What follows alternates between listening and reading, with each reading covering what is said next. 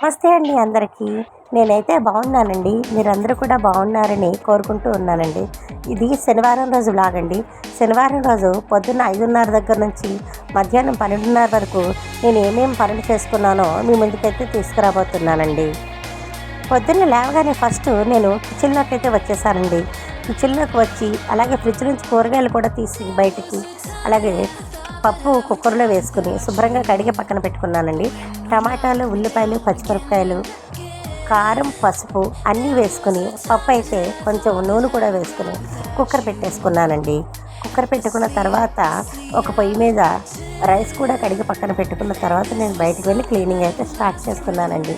రోజు అలా కాదు, కానీ ఫస్ట్ క్లీనింగ్ చేసేదాన్ని, కానీ ఈరోజు అలా కుదరలేదండి. ఫస్ట్ వంటే చేయవలసి వచ్చింది, ఎందుకైతే కాస్త లేట్ అయిపోయిందన్నమాట.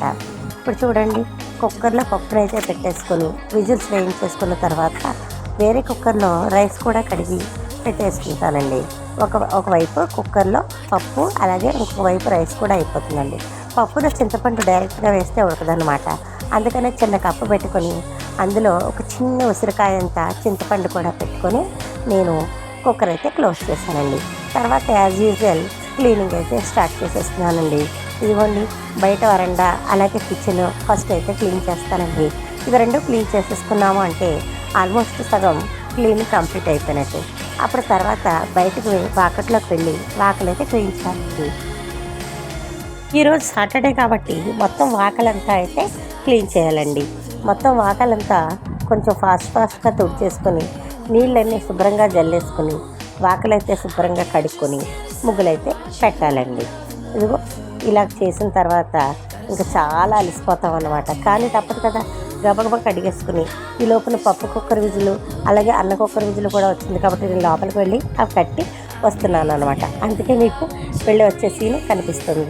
ఇదిగోండి, కంప్లీట్ అయిపోయిన తర్వాత వాటర్ అయితే తెచ్చి నేను వాకలంతా కూడా కడిగేసుకుంటానండి. కడిగేసుకున్న తర్వాత ముగ్గులు అయితే టకటక పెట్టేవలసి వస్తుంది అనమాట.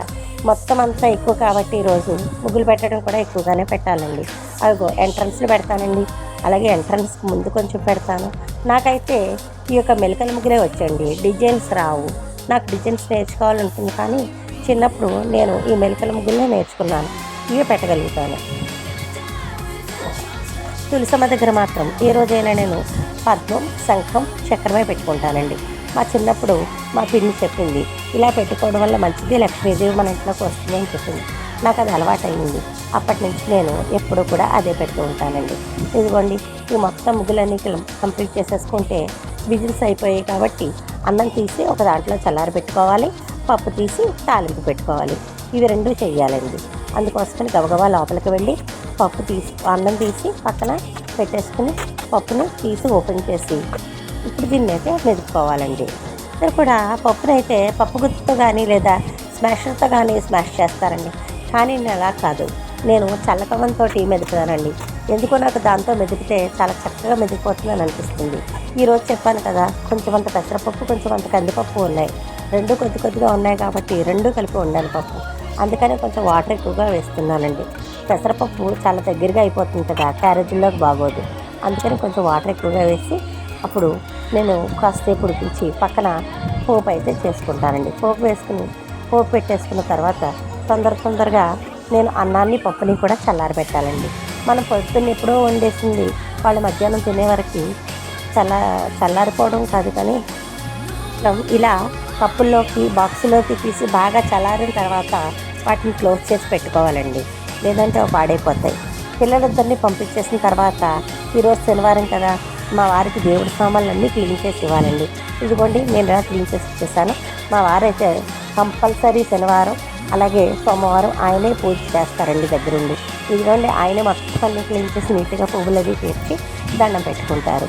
ఆయన అయిపోయిన తర్వాత నేను కూడా ఫ్రెష్ అయిపోయి పూజ అయితే చేస్తారండి. ఈరోజు మా డిషెస్ ఇవ్వండి, మీకు తెలుసు కదా, పూజ అయిపోయింది, డిషెస్ అయిపోయాయి. నా ఛానల్ కనుక మీకు నచ్చినట్లయితే 12 గంటలలోపు ఈ వర్క్స్ అన్నీ కంప్లీట్ చేసుకున్నాను. షేర్ చేయండి, కామెంట్